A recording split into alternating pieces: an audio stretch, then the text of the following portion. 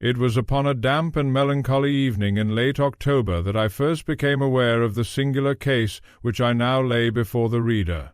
London at that hour lay shrouded in one of those heavy fogs which seem less a natural phenomenon than a deliberate veil cast over the city's secrets. The gas lamps glowed faintly like dying embers, and the distant rumble of carriage wheels came muffled and indistinct, as though heard through layers of cloth. Holmes and I sat together in our familiar quarters at Baker Street. He was stretched languidly upon the settee, his long, thin fingers steepled beneath his chin, while I occupied myself with a medical journal whose contents, I confess, had failed to hold my attention. For some minutes Holmes had been silenta silence. I have learned to interpret not as idleness, but as the most intense form of mental activity. At length, however, he spoke. "Have you ever considered, Watson," said he, "the curious relationship between sound and memory?"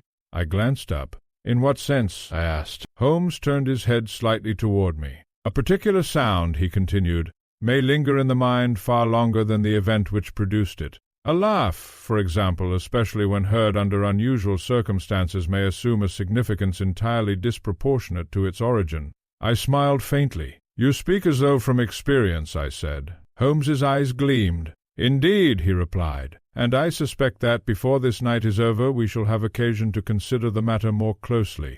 Before I could press him further, there came a sudden and urgent knock upon the door below, so sharp and insistent that it caused me to start in my chair. Holmes, however, merely raised an eyebrow. "Ah," said he quietly, "the case arrives." Moments later, Mrs. Hudson entered, her expression betraying both curiosity and concern. "A lady to see you, Mr. Holmes," she said. "She insists it is a matter of the greatest urgency." Holmes rose at once. "Pray show her in," he said. The woman who entered was, I should judge, in her early 30s, though her face bore the unmistakable marks of recent distress. Her attire, though of good quality, was disordered. Her gloves were damp, and her breath came in quick, uneven bursts, as though she had hurried through the fog with little regard for her own comfort. "Mr. Sherlock Holmes?" she said. "I am he," Holmes replied gently. "Pray be seated, madam. You are among friends." She sank into the chair, clutching her hands tightly together. "My name is Mrs. Eleanor Whitcomb," she said, "and I believe my husband has been murdered." I felt a quickening of interest. "Indeed?" said Holmes calmly. "Pray tell us what has occurred." The lady drew a trembling breath. "My husband, Henry Whitcomb, was a man of business, importer, with offices near the docks. He was a serious man, Mr. Holmes, reserved, not given to frivolity." Holmes inclined his head. "Go on," he said. "For the past week," she continued, "he had been troubled. He spoke little, but I could see that something weighed upon his mind. He received several letters, none of which he allowed me to see, and twice I overheard him speaking to someone in his study, though he insisted he was alone." Holmes's eyes sharpened slightly. "And then?" he prompted. "Last night," she said, her voice faltering, "he was found dead." A silence fell. "Where?" I asked. "In his study," she replied, "seated in his chair as though he had simply ceased to live." Holmes stepped forward. "The circumstances?" he said. Mrs. Whitcomb shook her head. "There were no signs of struggle," she said. "No wounds. The doctor believes it may have been his heart." Holmes's expression did not change. "And yet you suspect otherwise," he said. The lady's eyes widened. "Yes," she whispered, "because of what I heard." Holmes leaned slightly closer. "And what was that?" he asked. She swallowed. "A laugh," she said. "What was that?" he asked. She swallowed. "A laugh," she said. I confess that I felt a distinct chill at the simplicity of the word. "A laugh?" I repeated. Mrs. Whitcomb nodded. "Yes," she said. "I was in my room just above the study. It was late, near midnight. I heard voices below my husband's and another's. Then—" She paused, her hands tightening. "And then," she continued, "I heard it." Holmes's gaze was fixed upon her. "A laugh," he said quietly. She nodded again. "But not a natural one," she said. "It was low and yet sharp, like something forced. It lasted only a moment, but it—" She shuddered. "It frightened me," she said. "And after that?" Holmes asked. "There was nothing," she replied. "No movement, no sound. I thought perhaps I had imagined it." Her voice broke slightly. "But this morning," she continued, "he was dead." A silence followed. Holmes turned away, his hands clasped behind his back, and began to pace slowly across the room. "No signs of forced entry?" he asked. "None," she said. "No weapon?" "None." "No disturbance of any kind?" "Everything was as it should be." Holmes paused. "And the letters?" he said. Mrs. Whitcomb hesitated. "They are gone," she said. Holmes turned sharply. "Gone?" he repeated. She nodded. "I searched for them," she said. "They were kept in his desk, but this morning they had vanished." Holmes exchanged a brief glance with me. "Most interesting," he murmured. He returned to the lady. "Mrs. Whitcomb," he said, "you have done precisely the right thing in coming here. I shall require your permission to examine the scene at once." "Of course," she said eagerly. "Anything to discover the truth." Holmes inclined his head. "Then we shall leave immediately," he said. As we prepared to depart, I could not help but reflect upon the peculiar nature of the case thus far. A man dead without violence, a locked room, missing letters, and above all, that strange and unnatural laugh, echoing through the silence of the night like some sinister punctuation. As we stepped out into the fog-laden street, Holmes drew his coat about him and glanced upward into the dim glow of the lamps. "A laugh, Watson," he said quietly. "Yes," I replied. "You think it significant?" Holmes's eyes gleamed. "My dear Watson," he said, "in this case—" He paused. "I suspect it may be the only honest sound we shall hear." And with that, we set forth into the London night, unaware that the echo of that single laugh would lead us into one of the most intricate and unsettling mysteries of my friend's career. It has often been remarked upon by myself as much as by others that Sherlock Holmes possessed a singular talent for diverting his mind, at moments of greatest anticipation, into channels which appeared wholly unrelated to the matter at hand. Yet I have learned, through long acquaintance, that such diversions are seldom without purpose. Indeed, they frequently serve to illuminate some hidden principle upon which the case itself may later depend. Such was the instance upon the morning following Mrs. Whitcomb's extraordinary visit. We had returned late the previous evening from our initial inspection of the Whitcomb residence, a visit which, though productive in certain respects, had yielded no immediate resolution. Holmes had retired without comment, and I had followed suit, my thoughts troubled by the strange account of the laugh and the unsettling calm of the room in which Henry Whitcomb had met his end. When I entered the sitting-room the next morning, I found Holmes already awake and engaged in a most peculiar occupation. He stood near the window, upon the sill of which were arranged several small glass vials, a length of thin wire, and what appeared to be a child's wooden toy, an articulated figure with a hinged jaw. "Holmes," I said, "what in heaven's name are you about?" He did not look up. "An experiment," he replied. "With a toy?" I asked. Holmes smiled faintly. "With sound," he said. I approached, curiosity overcoming my lingering unease. The vials, I observed, contained various substances, oils perhaps, or chemical solutions. Holmes took up one of them and applied a small amount to the hinge of the wooden figure's jaw. He then manipulated it, producing a faint creaking noise. "Observe," he said. He pressed the hinge more firmly, and the sound altered, becoming sharper, more abrupt. "A crude mechanism," he continued, "yet capable of producing a range of effects." I frowned.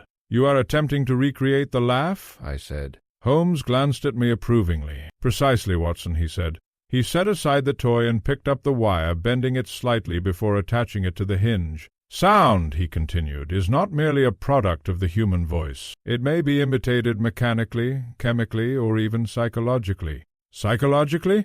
I repeated. Holmes turned toward me. "A sound heard under certain conditions," he said, "may be interpreted in a manner entirely at variance with its true origin. Fear, expectation, and environment all play their part. I consider this." "You suggest that Mrs. Whitcomb may have misinterpreted what she heard," I said. Holmes shook his head. "Not misinterpreted," he said, "but perhaps—" Before I could inquire further, he said.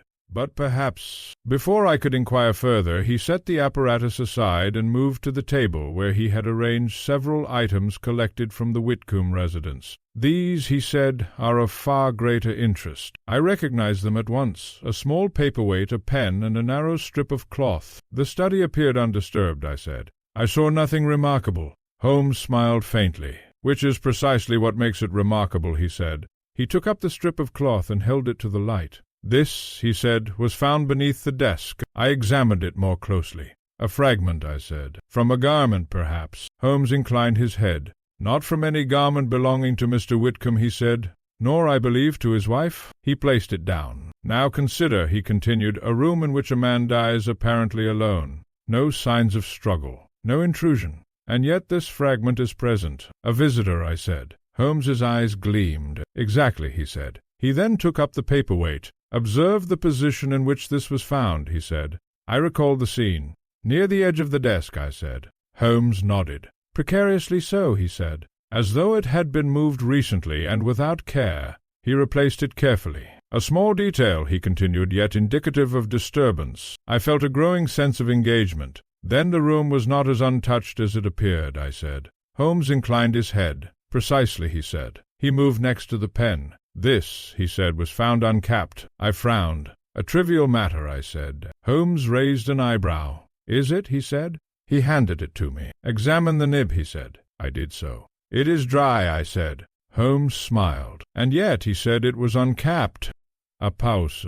"Then it had not been used recently," I said. Holmes inclined his head. "Exactly," he said, "which suggests that it was disturbed not by the act of writing, but by something else." He stepped back. "Each of these details," he said, "points to the presence of another person in that room." "And the laugh?" I said. Holmes turned once more to the window. "Ah, yes," he said. He picked up the wooden figure again and manipulated the hinge. The sound it produced, sharp, irregular, was not unlike the description Mrs. Whitcomb had given. "A mechanical imitation," he said. "Crude but effective, particularly when heard from above through a closed door and in a state of anxiety." I stared at him. "You believe the laugh was artificial?" I said. Holmes set the toy down. "I believe," he said, "that it was produced with intent." "To mislead?" I asked. Holmes's eyes gleamed. "To establish a narrative," he said. At that moment the door opened and Mrs. Hudson entered once more. "Inspector Lestrade to see you, Mr. Holmes," she said. Holmes inclined his head. "Show him in," he said. Lestrade entered with his usual brisk manner, though I detected a note of irritation in his expression. "Holmes," he said, "I understand you've taken an interest in the Whitcomb case." Holmes gestured toward a chair. "I have," he said. "And you?" Lestrade snorted. "Open and shut," he said. "Man dies of heart failure. No signs of foul play." Holmes smiled faintly. "And the missing letters?" he said. Lestrade waved a hand. "Misplaced," he said. "Or taken by the widow. Nothing to concern us." Holmes's eyes narrowed slightly. "And the fragment of cloth?" he asked. Lestrade frowned. "What fragment?" he said. Holmes held it up. "This one," he said. Lestrade took it, examined it briefly, and shrugged. "Could have come from anywhere," he said. "Hardly evidence of murder." Holmes inclined his head. "Perhaps," he said. Lestrade stood. "Well, if you're looking for a mystery, Holmes, I'm afraid you'll be disappointed," he said. "There's nothing here." Holmes's smile did not falter. "My dear Lestrade," he said, "there is always something." When the inspector had departed, I turned to Holmes. "You do not agree with him," I said. Holmes shook his head. "On the contrary," he said, "I agree entirely with his conclusion." "You believe it was heart failure?"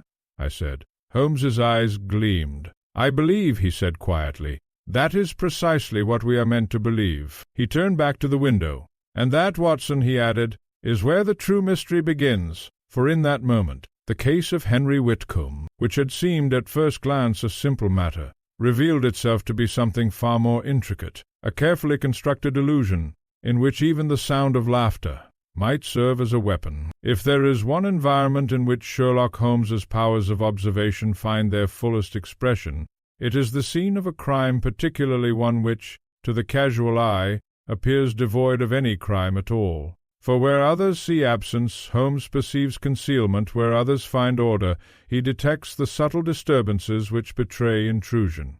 Such was the case when, on that same morning, we once more made our way to the residence of the late Mr. Henry Whitcomb. The fog of the previous evening had lifted somewhat, though the air retained a chill dampness, and the streets still bore the sheen of recent mist. A hansom cab conveyed us swiftly to the quiet neighborhood in which the Whitcombs resided, our respectable district, removed from the bustle of commerce, yet not so distant as to suggest isolation. Mrs. Whitcomb received us with visible relief. "Mr. Holmes," she said, "I feared you might not return." Holmes inclined his head. "On the contrary, madam," he replied, "I have scarcely begun." We were shown at once into the study. It was, as before, a room of modest dimensions, though furnished with a certain restrained elegance. A writing-desk stood near the window-shelves, lined with ledgers and books, occupied the far wall, and a heavy armchair, still positioned precisely as it had been when the body was discovered, faced the hearth. Holmes paused upon the threshold, his keen eyes sweeping the room in silence. "Well?"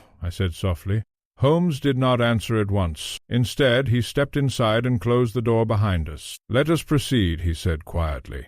He began with the desk. Every drawer was opened, examined, and replaced with meticulous care. Papers were lifted, held to the light, and returned to their exact positions. The surface itself was scrutinized from every angle, Holmes lowering himself at times to observe it almost level with his eyes. "You recall," he said, "that the letters were kept here?" "Yes," I replied. Mrs. Whitcomb was quite certain of it. Holmes nodded. "And yet they are gone," he said. "Removed not in haste, but with deliberation." He ran his finger lightly along the interior of one drawer. "No dust disturbance beyond the expected," he murmured. "No signs of forced entry.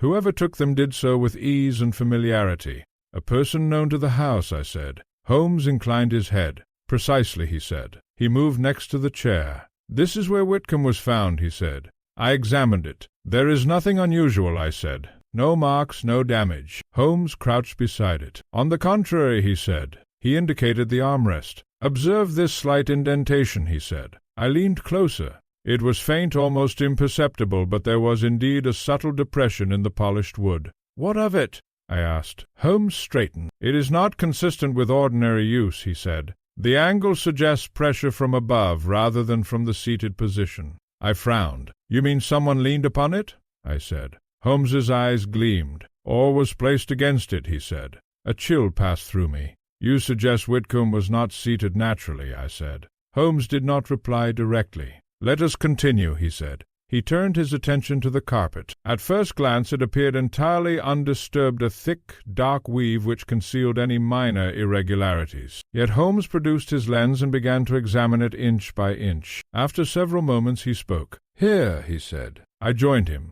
"What is it?" I asked. Holmes pointed to a faint mark barely visible even under close inspection. "A compression," he said. "Recent and not yet fully recovered." "From a footstep?" Holmes shook his head. "Too broad," he said, "and too shallow." He paused, as though something heavy had been placed here briefly and then removed. I felt a growing sense of unease. "The body?" I said. Holmes inclined his head. "A possibility," he said. He rose and moved toward the window. The curtains were partially drawn, allowing a muted light to enter. Holmes examined the latch. "Locked from within," he said. "As expected." He then turned to the shelves. The books were arranged with apparent care, yet Holmes removed several at random. Inspecting both their bindings and the space behind them. At length he replaced one volume and paused. "Curious," he murmured. "What is it?" I asked. Holmes gestured toward the shelf. "This book," he said, "has been recently moved." I looked closer. "How can you tell?" I said. Holmes smiled faintly. "The dust, Watson," he said, "or rather the absence of it. Indeed, the outline of the book was cleaner than those surrounding it. Someone has handled it," I said. Holmes nodded. "And not long ago," he said. He removed the book once more and examined the space behind it. For a moment he remained perfectly still. "Ah," he said softly. I leaned forward. "What have you found?" I asked. Holmes reached behind the shelf and withdrew a small object. It was a slender metallic tube no longer than a finger, with a narrow aperture at one end. "What is it?" I said. Holmes turned it over in his hand. "A device," he said. He held it to his lips and blew gently. A sharp, unnatural sound emerged, thin, yet piercing. I started. "The laugh," I said. Holmes inclined his head. "A mechanical imitation," he said. "Precisely as I suspected." He examined it further. "Crude but effective," he said, "particularly when employed in a confined space, where the sound may be distorted and amplified." I felt a sudden clarity. "Then the laugh was produced by this," I said. Holmes nodded. "Undoubtedly," he said. He replaced the device carefully upon the table. "Now," he said, "we may consider its purpose." "To frighten Mrs. Whitcomb," I said. Holmes shook his head. "No," he said, "to establish presence." I frowned. "Presence?" I repeated. Holmes's eyes gleamed. "To create the impression," he said, "that another person was in the room." A silence fell. "But there was another person," I said. Holmes inclined his head. "Indeed," he said, "but not necessarily at the moment the sound was heard." I stared at him. "You mean—" I began. Holmes raised a hand. "The timing, Watson," he said. "Always the timing." He stepped back and surveyed the room once more. "Every element," he continued, "has been arranged to produce a specific impression, A visitor, a conversation, a laugh, and then death. He turned to me. But impressions, he added quietly, are not facts. At that moment I felt the full weight of his reasoning. You believe the sequence was staged, I said. Holmes inclined his head. Precisely, he said. He moved toward the door. And now, he added, we must determine why. As we left the study, I could not help but glance back at the room so orderly, so composed, and yet now revealed as the setting of a carefully constructed illusion. The laugh which had so disturbed Mrs. Whitcomb, the silence which followed, the calm appearance of death, all of it, part of a design, and somewhere within that design lay the truth. It is a common failing one not confined to the police, Alana, that when confronted with a mystery, the mind seizes eagerly upon the first plausible explanation and clings to it with a tenacity wholly disproportionate to its merit. Sherlock Holmes, as I have often observed, is singularly free from this weakness indeed. He seems to take a certain intellectual delight in discarding the obvious, if only to test the strength of what remains. Such discipline, however, is rarely shared by those whose duties compel them to act with greater haste. We had scarcely quitted the Whitcomb residence when Holmes suggested that we call upon Inspector Lestrade at Scotland Yard. There is advantage, he remarked, in understanding not only what the police know, but what they believe they know. Accordingly, we directed our cab toward that well-known institution, where we were received with a mixture of courtesy and impatience. Lestrade, when we were shown into his office, appeared in high spirits. "Holmes!" he exclaimed. "Just the man. I believe we've made some progress in your little mystery." Holmes removed his gloves with deliberate care. "I shall be delighted to hear it," he said. Lestrade leaned back in his chair. "A suspect," he said, "and a very likely one." I glanced at Holmes, whose expression remained perfectly neutral. "Pray enlighten us," he said. Lestrade took up a file from his desk. "Mr. Edwin Mercer," he said, "a business associate of the deceased. They had extensive dealings, and not of the most amicable nature." Holmes raised an eyebrow slightly. "In what sense?" he asked. Lestrade tapped the file. "Disputes," he said. "Financial disagreements. There are records of arguments quite heated by all accounts." I felt a stir of interest. "And his whereabouts on the night in question?" I asked. Lestrade smiled with a certain satisfaction. "Uncertain," he said. "Which, as you will agree, is most convenient." Holmes inclined his head. "Most convenient indeed," he said. Lestrade continued. "Furthermore," he said, "a servant in the neighboring house reports seeing a man matching Mercer's description in the vicinity of Whitcomb's residence that evening." I turned to Holmes. "That is significant," I said. Holmes's lips curved faintly. "It is certainly suggestive," he replied. "Lestrade rose.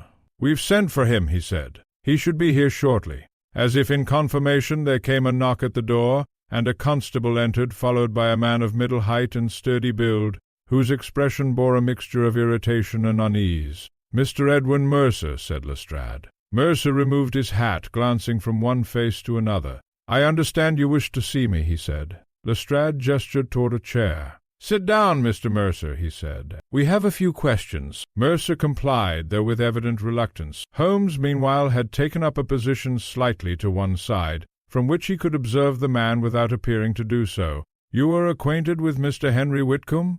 Lestrade began. Mercer gave a short laugh-through of a very different character from that which had so disturbed Mrs. Whitcomb. "Acquainted, yes," he said, "though I would not call him a friend." "Why not?" Lestrade asked. Mercer's expression hardened. "Because he was a dishonest man," he said. I started slightly. "Dishonest?" I repeated. Mercer turned to me. "Yes," he said. "He interfered in matters which did not concern him, questioned accounts, demanded explanations. It made business difficult." Holmes's eyes flickered, though he remained silent. "And you argued with him?" Lestrade said. "Of course we argued," Mercer replied. "Men in business argue. That does not make me a murderer." "Where were you last night?" Lestrade asked. Mercer hesitated. "I was at my club," he said. "Until late. Can anyone confirm that?"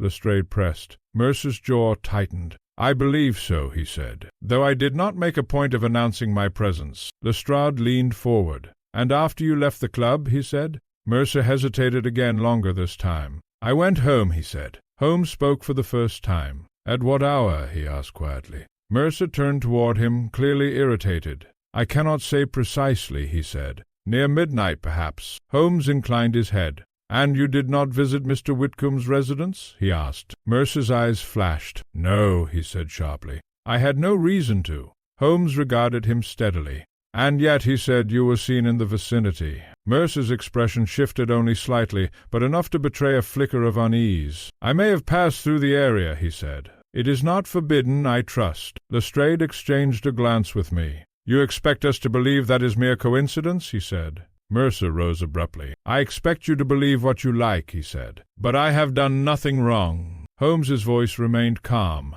"Sit down, Mr. Mercer," he said. There was something in his tone quiet, yet authoritative, which compelled obedience. Mercer hesitated, then resumed his seat. Holmes stepped forward slightly. "You are an intelligent man," he said. "You understand the position in which you find yourself." Mercer said nothing. Holmes continued. "You had motive," he said. "You had opportunity, or at least the appearance of it, and now you have uncertainty in your account."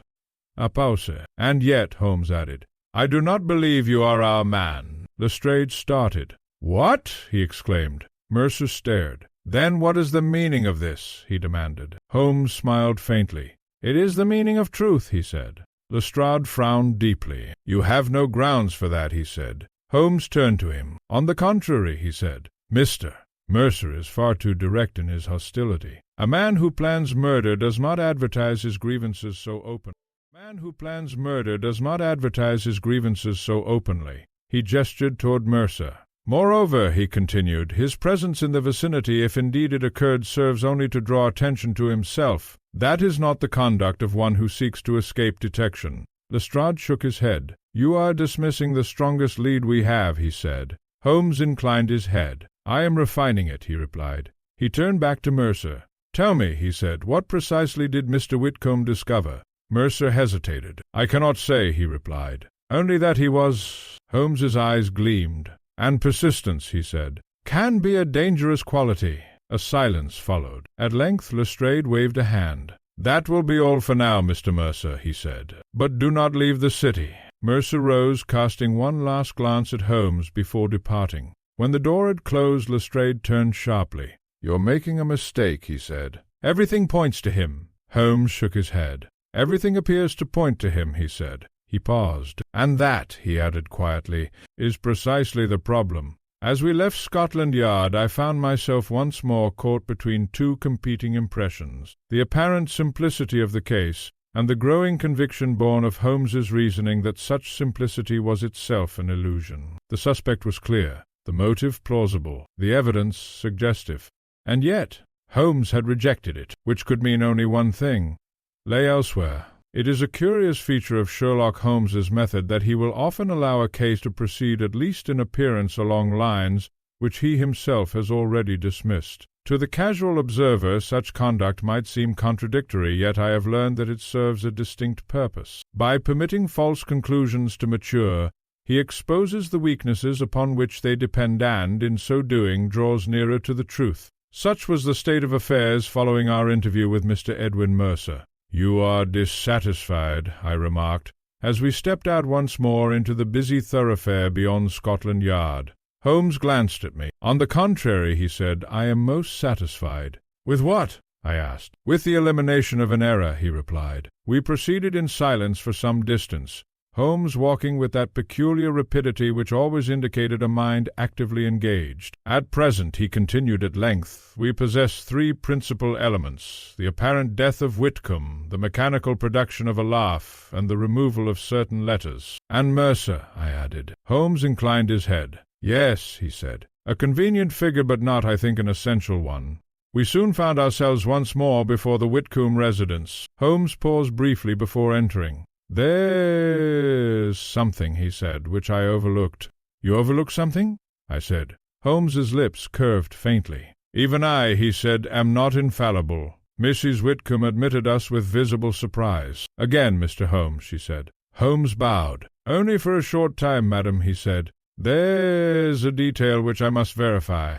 We returned to the study. The room appeared unchanged, yet I could not help but feel, as before, that its calm surface concealed a deeper disturbance. Holmes moved directly to the desk. "Watson," he said, "pray examine the interior once more." I did so, opening each drawer in turn. "There is nothing new," I said. Holmes nodded. "Just so," he said. "And yet—" He reached past me and removed the lowest drawer entirely from its frame. I started. "Holmes!" I exclaimed. He placed the drawer upon the floor and leaned forward, examining the cavity in which it had rested. "Observe," he said. I knelt beside him. At first I saw nothing beyond the bare wooden interior. "There," Holmes said softly. He pointed to a narrow groove along the inner side panel so fine as to be almost invisible. "What is it?" I asked. Holmes produced his penknife and inserted the blade carefully into the groove, with a slight pressure. There came a faint click. A thin section of the panel shifted outward. "A concealed compartment," I said. Holmes inclined his head. "A most useful one," he said. He opened it fully. Within lay a folded sheet of paper. My pulse quickened. "The missing letters?" I said. Holmes shook his head. "No," he said. "Something far more interesting." He unfolded the paper. I leaned closer. It was covered in figures, columns of numbers, hastily written, with occasional annotations in the margin. "Accounts," I said. Holmes nodded. "But not ordinary ones," he said. He pointed to a particular entry. "Observe this sequence," he said. I examined it. "It repeats," I said, "at irregular intervals." Holmes's eyes gleamed. "Exactly," he said. He traced another line. "And here," he continued, "the same pattern, though altered slightly." I frowned. "What does it mean?" I asked. Holmes folded the paper. "It means," he said, "that Whitcomb had discovered something." I felt a sudden chill. "The fraud Mercer spoke of?" I said. Holmes inclined his head. "Possibly," he said, "though I suspect it extends beyond a mere business dispute." He replaced the paper carefully. "And this," he added, "is why the letters were taken." "To conceal this," I said. Holmes nodded. "Precisely," he said. A silence fell. "But why leave this behind?" I asked. "Surely it is more incriminating than the letters." Holmes's expression grew thoughtful. "Because," he said slowly, "it was not meant to be found." I stared at him. "You mean the compartment was overlooked?" I said. Holmes shook his head. "No," he said. He replaced the drawer and rose. "It was deliberately concealed," he said, "but not destroyed." "To what end?" I asked. Holmes turned toward me. "To ensure that the truth remains incomplete," he said. I felt a growing sense of unease. "You believe someone intends for the case to be misunderstood," I said. Holmes inclined his head. "Exactly," he said. He paced slowly across the room. "Each element," he continued, "serves to direct attention toward Mercer, toward natural causes, toward anything but the true source of danger." "And that source?" I said. Holmes paused. "That," he said quietly, "is what we must now uncover." At that moment there came a sudden sound from the hallway, a sharp, hurried footstep, followed by the opening of the door. A servant entered, visibly agitated. "Mr. Holmes," he said, "there has been another incident." Holmes turned sharply. "What kind of incident?" he asked. The servant swallowed. "A break-in," he said, "at Mr. Whitcomb's office." I felt a jolt of alarm. "When?" I said. "Just this morning," the man replied. "The police have been sent for." Holmes's eyes gleamed. "Of course they have," he said. He turned to me. "Come, Watson," he said. "And what do you expect to find?" I asked. Holmes's expression was grave. "Confirmation," he said. "Of what?" I pressed. Holmes paused at the door. "Of the fact," he said, "that our adversary is not yet finished." And with that we left the study behind, carrying with us the hidden clue, which had, at last, begun to illuminate the darker truth beneath the surface of the case. It is a truth which I have observed in many of Holmes's most complex cases, that the criminal mind, once set in motion, seldom rests content with a single act. Rather, it continues driven by necessity or fear to interfere, to conceal, and in so doing, to betray itself. The second incident, when it comes, is often less careful than the first. Such proved to be the case in the matter of Henry Whitcomb. We arrived at Whitcomb's office near the docks with all possible haste. The neighborhood, though not wholly disreputable, bore a harsher aspect than the quiet street in which the Whitcomb residence stood. The air was thick with the scent of river water, and industry men moved briskly along the pavements, and carts laden with goods rattled over the uneven stones. A small crowd had gathered outside the building. "Stand aside," Lestrade's voice rang out as we approached. "Make way there!" He greeted us with a curt nod. "Holmes," he said, "you're just in time. We've had a most curious development." Holmes glanced toward the entrance. "The break-in?" he said. Lestrade snorted. "If that's what you wish to call it," he replied. "Come and see." We followed him inside. The office was in disarray, but not, as one might expect. the chaotic destruction of a common burglary. Papers had been disturbed, drawers opened, and ledgers scattered, but nothing appeared to have been taken. "Nothing missing?" I asked. Lestrade shook his head. "Not a thing," he said. "At least nothing of value." Holmes moved slowly through the room, his eyes taking in every detail. "And yet," he said, "someone has gone to considerable trouble." He paused beside a desk larger than the one in Whitcomb's study, and evidently used for business records. "Who discovered this?" he asked. "A clerk," Lestrade replied. "Arrived this morning and found the place like this." Holmes nodded. "And the doors?" he said. "Locked," Lestrade answered. "No signs of forced entry." Holmes's lips curved faintly. "Again," he murmured. I felt a growing sense of familiarity. "The same pattern," I said. Holmes inclined his head. "Precisely," he said. He bent to examine the floor. "Footprints?" I asked. Holmes shook his head. "Too much traffic," he said. "Any traces have been obscured." He straightened and turned toward the shelves. "These ledgers," he said. "Are they complete?" Lestrade frowned. "As far as we can tell," he said. "Why?" Holmes did not answer at once. Instead, he selected one volume and opened it. He turned several pages, then paused. "Ah," he said softly. I stepped closer. "What is it?" I asked. Holmes indicated a section of the page. "These figures," he said. "Do you recognize them?" I examined them carefully. "They resemble the sequence we found in the concealed compartment," I said. Holmes's eyes gleamed. "Exactly," he said. Lestrade leaned forward. "What are you talking about?" he said. Holmes handed him the ledger. "A pattern," he said. "Repeated entries subtle but consistent." Lestrade frowned. "I see nothing unusual," he said. Holmes smiled faintly. "That is because you are not meant to," he replied. He took back the ledger and closed it. "These are not ordinary accounts," he said. "They are coded." "Coded?" I repeated. Holmes nodded. "A system of concealment," he said. "One which Whitcomb had begun to decipher." I felt a sudden clarity. "The paper we found," I said. "His notes." Holmes inclined his head. "Precisely," he said. Lestrade folded his arms. "And this break-in?" he said. "What of it?" Holmes turned to him. "It is not a break-in," he said. Lestrade frowned. "No?" he said. Holmes's gaze was steady. "It is a search," he said. A silence fell. "For what?" I asked. Holmes paused. "For what Whitcomb discovered," he said. I felt a chill. "But if the letters were already taken," I began. Holmes raised a hand. "Then the intruder believed there was more," he said. He gestured toward the room. "Which suggests," he continued, "that the removal of the letters was incomplete." Lestrade's expression darkened. "You mean there is still something here?" he said. Holmes inclined his head. "Possibly," he said. At that moment a constable approached. "Inspector," he said, "there is something you should see." Lestrade turned. "What is it?" he asked. The constable hesitated. "In the back room," he said. "Another?"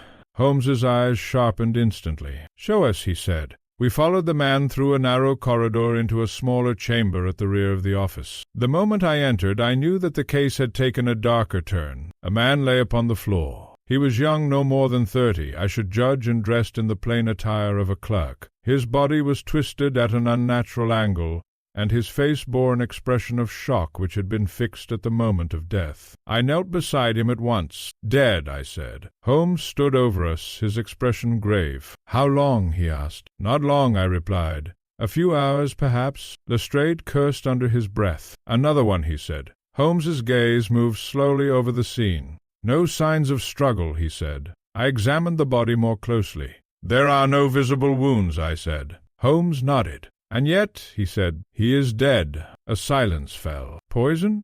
I suggested. Holmes's eyes flickered. "Possibly," he said. He crouched beside the body and examined the hands. "Observe this," he said. I leaned closer. The fingers were slightly curled, and upon the tips barely visible were faint dark stains. "Ink?" I said. Holmes shook his head. "Not ink," he said. He lifted one finger to the light. "A residue," he said. "Chemical, I think." Lestrade stepped forward. "What does it mean?" he said. Holmes rose slowly. "It means," he said, "that our adversary has grown impatient." A chill settled over the room. "This man," Holmes continued, "was searching just as the intruder before him. But he found something and was killed for it," I said. Holmes inclined his head. "Precisely," he said. He turned toward the doorway. "The game has advanced," he added quietly. As we left the office, I could not shake the image of the dead clerk, another victim in a case which had begun with nothing more than a whisper of laughter.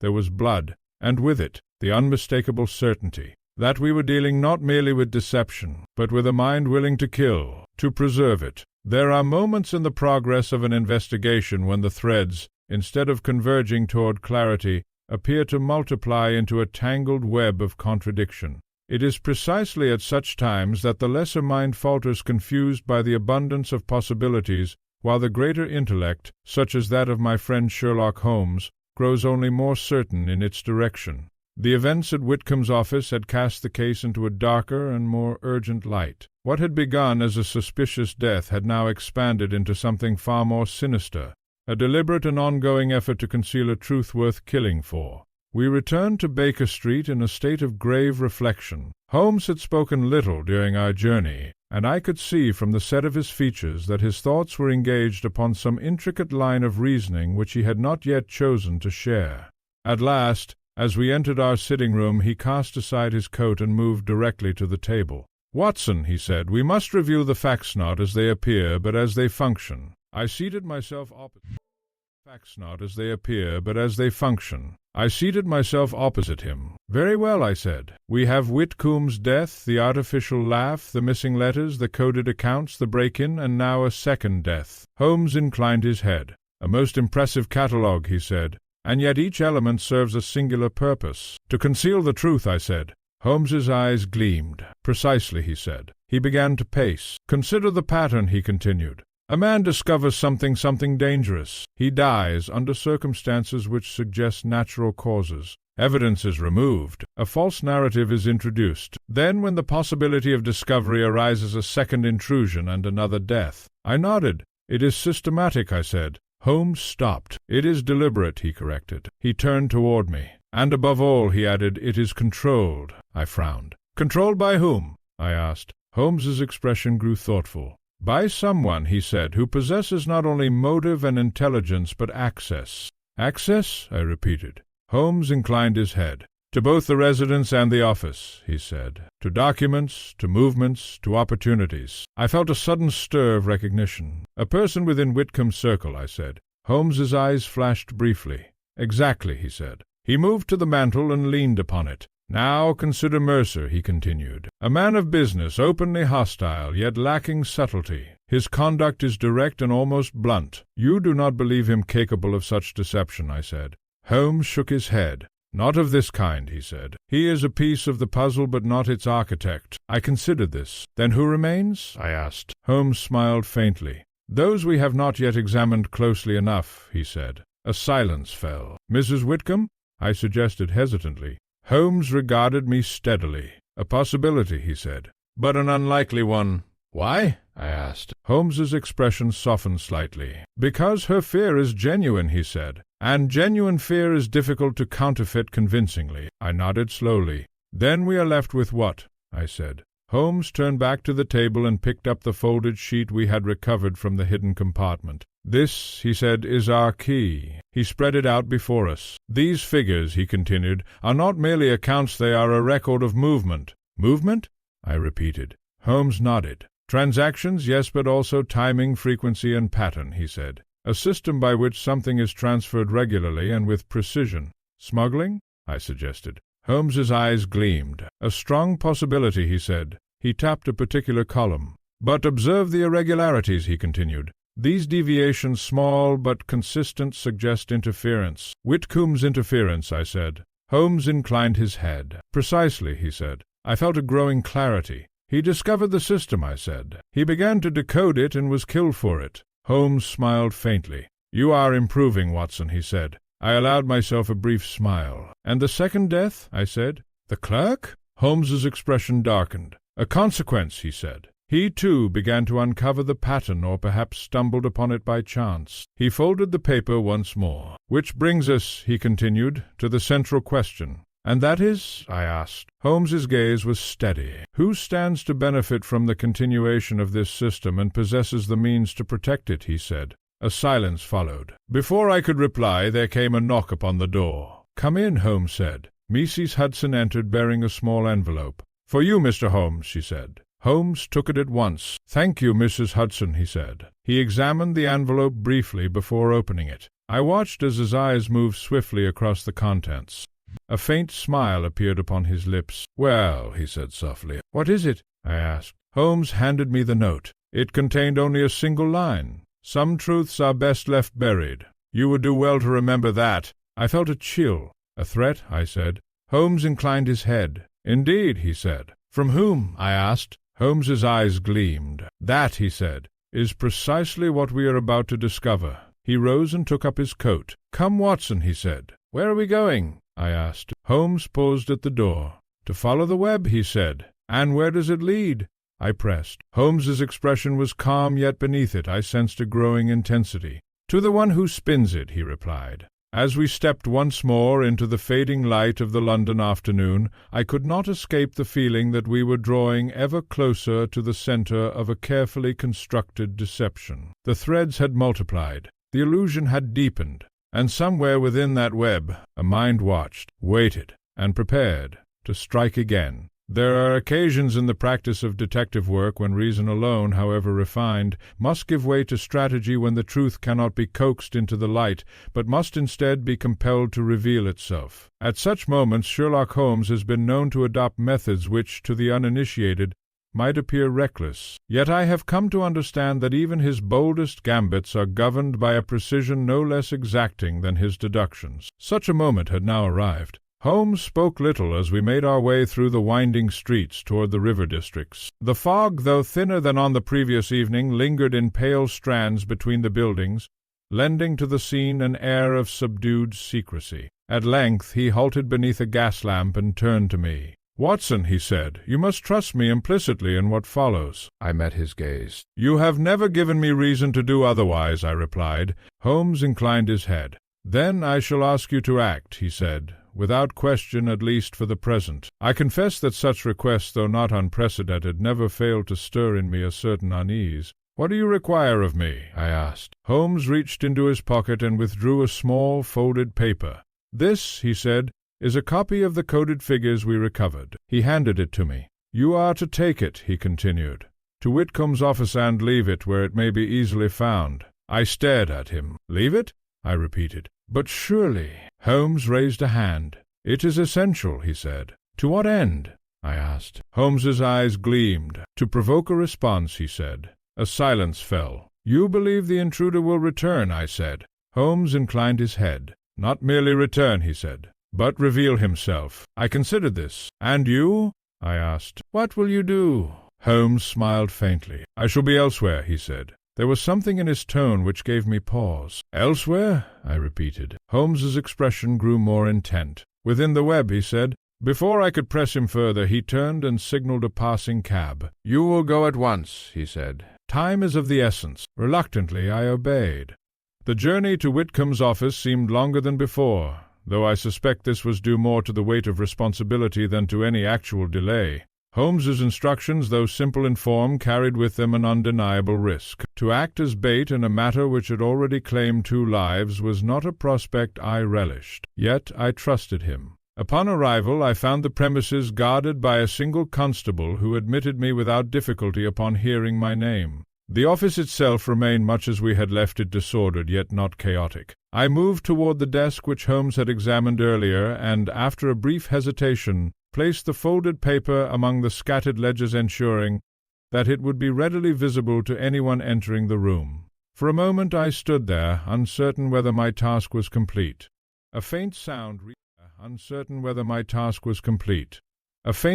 reached my ears. They were soft, cautious, but unmistakable. I felt a sudden tightening in my chest. Someone was here. I moved instinctively toward the doorway, my senses alert. The footsteps paused, then resumed closer now. I glanced about the room, searching for some means of concealment. At length I slipped behind a tall cabinet near the rear wall, from which I could observe the entrance without being immediately seen. The door opened. A figure entered. He was cloaked, his features obscured by shadow, yet there was something in his bearing, something deliberate and controlled, which struck me at once. He moved swiftly to the desk. His eyes, sharp, searching, fell upon the paper. He seized it at once. For a moment he examined it.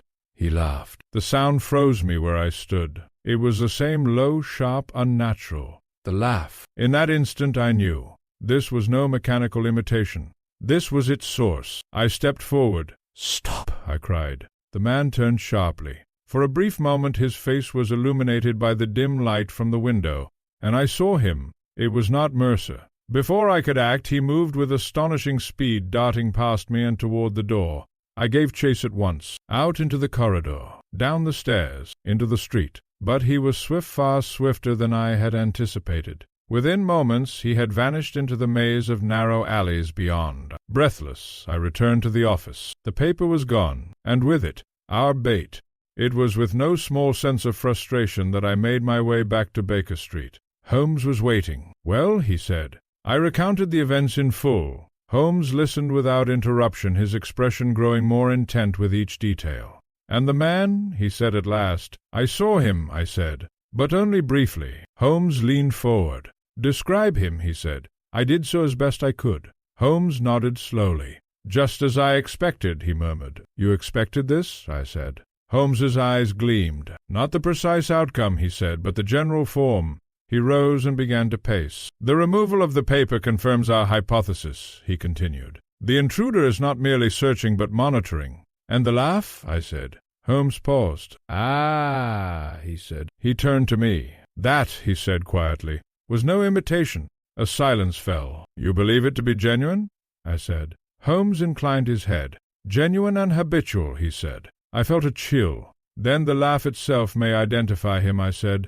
Holmes smiled faintly. "Exactly, Watson," he said. He stopped pacing. "The net tightens," he added. "And now?" I asked. Holmes turned toward the window, his gaze fixed upon the fading light beyond. "Now," he said, "we prepare for the final act." As I sat there reflecting upon the events of the evening, the shadowed figure, the chilling laugh, the narrow escapee could not shake the feeling that we had crossed some invisible threshold. The game had become personal. The adversary had revealed himself, if only for a moment, and Holmes was ready. It is one of the peculiarities of Sherlock Holmes's character that, at the very moment when matters appear most perilous, his manner becomes almost languid in its composure. I have seen him, on the brink of great discoveries, take up his violin or indulge in some abstruse chemical experiment, as though the tension of the situation demanded not urgency, but balance. Such was his behavior on the evening following my encounter at Whitcomb's office. When I had concluded my account, Holmes neither exclaimed nor questioned me further. Instead, he seated himself in his armchair, steepled his fingers, and closed his eyes. For several minutes there was silence. "Holmes," I said at last, "you cannot mean to remain idle after such a development." He opened one eye. "Idle?" he repeated mildly. "My dear Watson, I am anything but idle." He rose at once and crossed to the writing desk. "We now possess," he continued, "something far more valuable than conjecture." "And that is?" I asked. Holmes turned toward me. "Contact," he said. I frowned. "You mean the man who took the paper?" I said. Holmes inclined his head. "Precisely," he said. "Until now our adversary has acted unseen, his presence inferred but not observed. Tonight, however, he was compelled to reveal himself." "And yet he escaped," I said. Holmes smiled faintly. "Yes," he said, "but not without cost." He tapped the table lightly. "In seizing the bait he has confirmed his interest and his fear," he continued. I considered this. "Fear of what?" I asked. Holmes's eyes gleamed. "Of discovery," he said. He moved to the mantel and took up his pipe, though he did not light it. "Now consider," he continued, "the position in which he finds himself. He has removed the paper, but he cannot be certain that it was the only copy." I nodded slowly. "Then he must act again," I said. Holmes inclined his head. "Exactly," he said. He turned sharply. "And that," he added, "is what we shall compel him to do." I felt a growing sense of anticipation. "What is your plan?" I asked. Holmes smiled. "We shall give him what he desires," he said. The following day was spent in preparations, the full extent of which Holmes chose to reveal only in fragments. At his direction I accompanied him to a discreet printing office in a narrow side street, where he arranged for the production of several copies of a document, one which, upon inspection, I recognized as an elaboration of the coded figures we had discovered. "You are increasing the bait," I said. Holmes nodded. "And refining it," he replied. He added certain annotations notes in a hurried hand suggesting progress in the deciphering of the code. "These," he said, "will be most persuasive." "Persuasive to whom?" I asked. Holmes's expression was calm. "To a man who believes his secrets are on the verge of exposure," he said. By evening the plan had taken full shape. "We shall return to Whitcomb's office," Holmes said, "and place these documents where they cannot be overlooked." "And then?" I asked. Holmes's eyes gleamed faintly. "Then we wait," he said. Night had fallen by the time we arrived at the office. The streets were quieter than before, the bustle of the day giving way to a more subdued and shadowed existence. A single constable remained on duty, though Holmes had arranged matters such that our presence would not attract undue attention. Within, the office lay in darkness. Holmes lit a lamp and moved at once to the desk. "Here," he said, placing the documents in a prominent position. He arranged them with deliberate care, ensuring that they would appear both valuable and vulnerable. "There," he said softly. "And now?" I asked. Holmes turned toward me. "Now," he said, "we take our positions." He led me into the adjoining room, the very chamber in which the unfortunate clerk had met his end. "Remain here," he said, "and whatever occurs, do not reveal yourself until I give the signal." "And you?" I asked. Holmes smiled faintly. "I shall be closer," he said. Before I could inquire further, he slipped silently from the room. What followed was, I confess, among the most trying vigils I have ever endured. The room was dark, save for the faint glow of light filtering through the partially open door. Every sound, the creak of wood, the distant rumble of a passing carriage, seemed magnified by the silence. Minutes passed, then hours. I began to wonder whether our adversary would return at all. And then a sound, measured. They approached slowly, with the same cautious precision I had observed before. My pulse quickened. The footsteps paused, then resumed entering the office. I strained to listen. There was a faint rustle of paper. That sound, the laugh. It echoed through the silence, low, sharp, unmistakable. I felt the same chill as before, but this time it was accompanied by a sense of grim anticipation. A voice followed. "So," it said softly, "you have come far, but not far enough." I started. He was speaking to Holmes. There was a pause. Then Holmes's voice calm, controlled. "On the contrary," he said, "I believe I have come precisely far enough." A silence fell.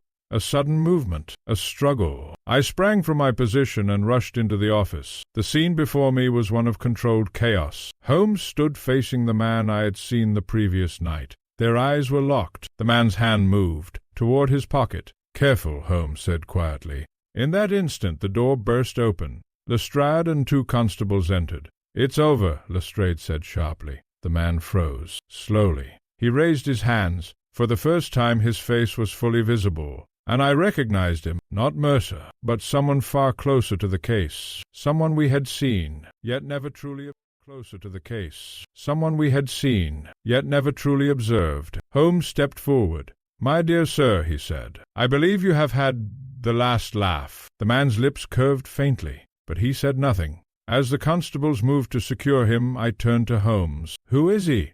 I asked. Holmes glanced at me. "That," he said, "is a story for tomorrow." And with that, the trap was sprung. The web had tightened, and at last, its architect stood revealed. It is one of the many peculiarities of Sherlock Holmes that, having secured his quarry, he seldom displays any outward sign of triumph. Where another man might indulge in satisfaction, if not outright exultation, Holmes becomes, if anything, more reserved, as though the capture of the criminal is but a step toward the greater objective of understanding the mechanism of the crime itself. So it was on the night of the arrest at Whitcomb's office. The man whom Lestrade's constables had taken into custody offered no resistance beyond that initial instinctive movement of the hand. Once restrained, he stood with a curious composure, his lips drawn into the faintest suggestion of a smile, one which, though devoid of warmth, bore a striking resemblance to the expression I had glimpsed when that dreadful laugh first echoed in the darkness. "Take him in," Lestrade said briskly. "We'll have the truth soon enough." Holmes raised a hand. "One moment, Inspector," he said quietly. Lestrade frowned. "What is it now, Holmes?" he asked. Holmes stepped forward, his gaze fixed upon the prisoner. "You have been most elusive," he said, "but I believe it would be advantageous for all concerned if certain matters were clarified at once." The man regarded him steadily. "And what matters are those?" he said. His voice was calm, measured, and entirely devoid of the agitation one might expect under such circumstances. Holmes inclined his head slightly. "Your identity," he said. A pause. Then the faint smile returned. "You already know it," the man replied. Holmes's eyes gleamed. "Indeed," he said, "but I should prefer to hear it from your own lips." The man's gaze shifted briefly to me, to Lestrade, and then back to Holmes. "Very well," he said. He drew himself up slightly. "My name is Arthur Penrose," he said. The name struck me at once, though I could not immediately place it. Holmes, however, showed no sign of surprise. "A clerk," he said. "Senior assistant in Whitcomb's office." Penrose inclined his head. "Formerly," he said. Lestrade stepped forward. "You were dismissed?" he said. Penrose's smile deepened, though without warmth. "No," he said. "I resigned." Holmes folded his arms. "Under what circumstances?" he asked. Penrose's eyes flickered. "Circumstances," he said, "which need not concern you." Holmes's voice remained calm. "On the contrary," he said, "they concern me very much." A silence followed. Then Holmes spoke again. "You had access," he said, "to the office, to the accounts, to the movements of goods and funds. You understood the system far better than Whitcomb himself." Penrose said nothing. Holmes continued. "And when Whitcomb began to examine those accounts to question their irregularities, you realized that your position was at risk." A faint tightening of the jaw. "Risk," Penrose repeated softly. "An inadequate word." Holmes inclined his head. "Exposure, then," he said. Penrose's eyes gleamed. "Better," he said. I felt a chill. "You were behind it all," I said. "The fraud, the deception, the murders." Penrose turned toward me. "I was behind the truth," he said. "The others merely failed to see it." Holmes's expression did not change. "And so you removed them," he said. Penrose's smile returned. "Removed," he repeated. "Such a crude term." Lestrade's patience was wearing thin. "That will do," he said sharply. "You can explain yourself at the station." Holmes raised a hand once more. "Permit him a moment, Inspector," he said. "There is something we must understand." Lestrade hesitated, then nodded curtly. "Well, be quick about it," he said. Holmes turned back to Penrose. "The laugh," he said. A flicker almost imperceptible passed across the man's face. "What of it?" he said. Holmes stepped closer. "It was both a tool and a signature," he said. "At first mechanical, designed to create an illusion. Later—" Penrose's eyes narrowed slightly. "You noticed," he said. Holmes inclined his head. "It is difficult not to notice what is repeated," he said. Penrose gave a soft, almost reflective chuckle, the very sound which had so haunted the case. "It amused me," he said. "The simplicity of it. A single sound and such confusion. I felt a shudder." "You used it to frighten Mrs. Whitcomb," I said. Penrose shook his head. "No," he said. "Fear was incidental. The laugh served a greater purpose." Holmes's eyes gleamed. "To establish a narrative," he said. Penrose inclined his head. "Exactly," he said. He took a step forward, checked only by the constables at his side. "People hear what they expect to hear," he continued. "A voice, a laugh, proof of presence, and once they believe it, the rest follows naturally." Holmes nodded slowly. "And Whitcomb?" he said. Penrose's expression hardened. "He interfered," he said. "He believed himself clever, deciphering patterns, asking questions. He was—" "And so you killed him," I said. Penrose met my gaze. "I corrected an error," he said. A silence fell. "And the clerk?" Holmes asked. Penrose's expression did not change. "An unfortunate necessity," he said. Lestrade stepped forward. "That's quite enough," he said. "Take him away." As the constables moved to escort him out, Penrose paused. He turned once more to Holmes. "You are a remarkable man," he said. Holmes inclined his head slightly. "I have been told so," he replied. Penrose's lips curved. "But even you," he said, "nearly believed the illusion." Holmes's eyes gleamed faintly. "Nearly," he said. And with that, Arthur Penrose was led from the room. When we returned to Baker Street, I found myself in a state of profound reflection. "It is extraordinary," I said, "that such a simple divisor laugh could conceal so much." Holmes seated himself and lit his pipe. "It was never the laugh itself," he said. "It was what it implied." "And that was?" I asked. Holmes exhaled a thin stream of smoke. "Presence," he said. "Timing.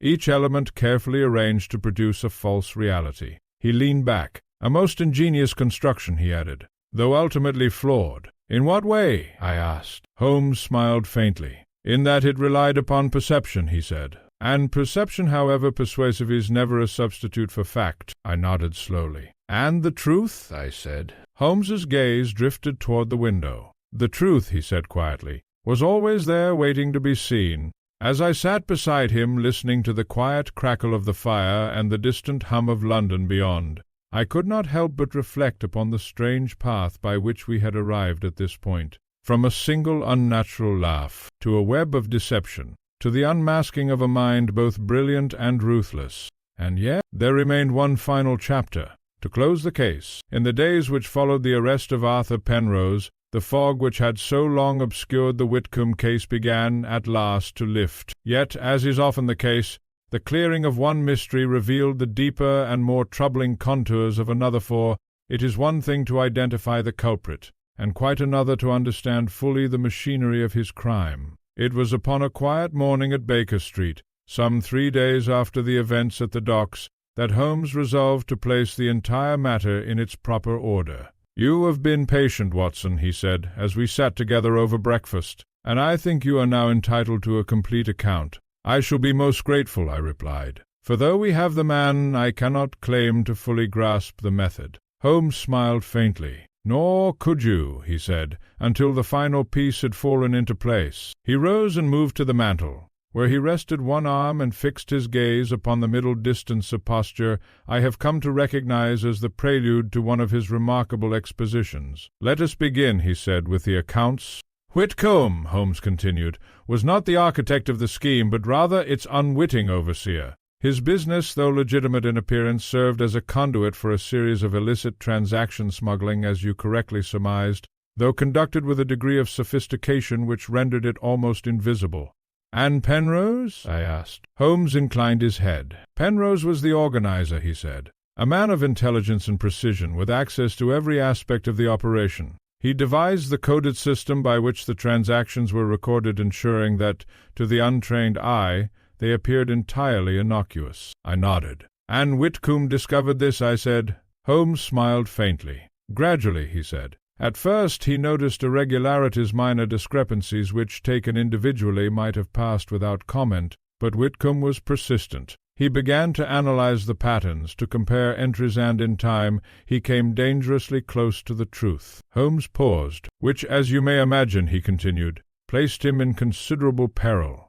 "The letters," Holmes went on, "were the first indication of that peril. They were not threats, as one might suppose, but warnings carefully phrased, yet unmistakable in their intent. And he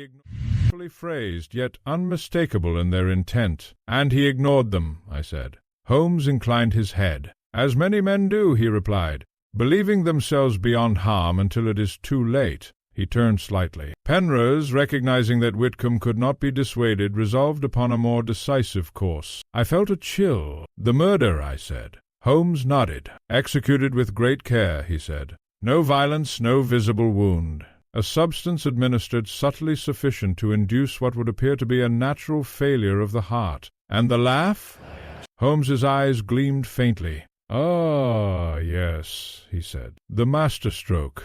"At the moment of Whitcomb's death," Holmes continued, "Penrose introduced the illusion of a second presence. The mechanical device we discovered served to produce the initial sound heard by Mrs. Whitcomb as a laugh." He raised a finger. "Consider the effect," he said. "A voice unfamiliar, unnatural, emanating from a room believed to contain only the deceased. It suggests a visitor, a conversation, a sequence of events which leads naturally to the conclusion of foul play." "But there was foul play," I said. Holmes smiled faintly. "Yes," he said, "but not in the manner suggested." He paced slowly. "The brilliance of the device lay in its dual purpose," he continued. "It both concealed the method of the murder and misdirected the investigation toward an external agent, such as Mercer." I nodded. "And the letters were removed to reinforce that illusion," I said. Holmes inclined his head. "Precisely," he said.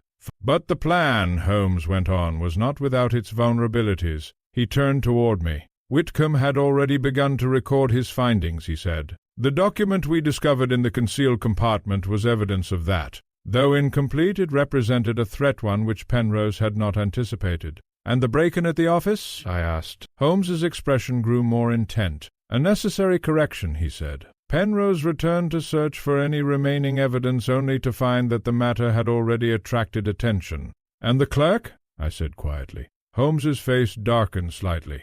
"An unfortunate witness," he said. "He either discovered something or was discovered himself. In either case, Penrose could not risk leaving him alive." A silence fell.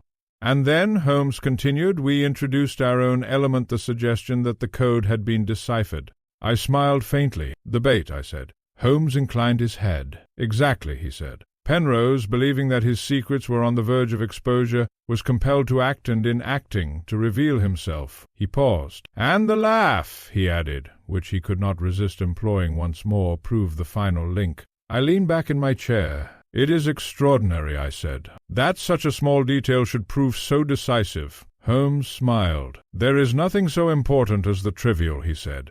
For a time we sat in silence. At length I spoke again. "And Mrs. Whitcomb?" I asked. "What of her?" Holmes's expression softened. "She is free of suspicion," he said, "and, I believe, will recover, though the memory of that night may linger." "And Mercer?" I said. Holmes gave a faint shrug. "A man of unfortunate temperament," he said, "but innocent of this particular crime." I nodded. "And Penrose?" I asked. Holmes's gaze grew distant. "He will face justice," he said, "though whether it will satisfy the full measure of his intellect is another matter."